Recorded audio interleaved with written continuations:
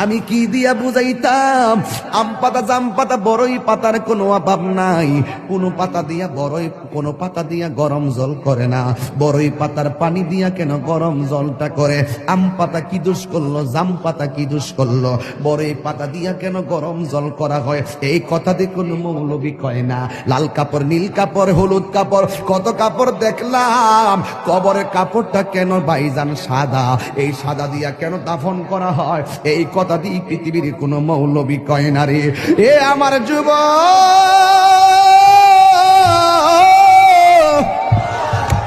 কি দিয়া বুঝাবো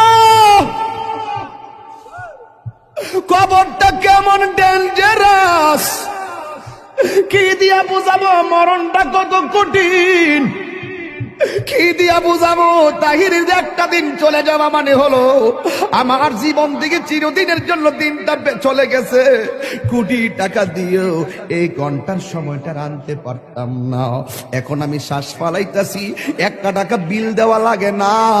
নদীর পারে হাওয়া খাই, বিল দেওয়া লাগে না। পল্লী বিদ্যুতের ফ্যান বাতাস খাইলে বিল দেওয়া লাগে। আইসিইউতে ঢুকা গেলে দিনে 50,000 টাকা গোনা লাগে।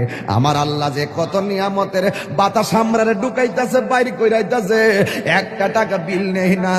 আল্লাহ কয় বিল লাগতো না, শুধুমাত্র তোরা 5 বার আইসা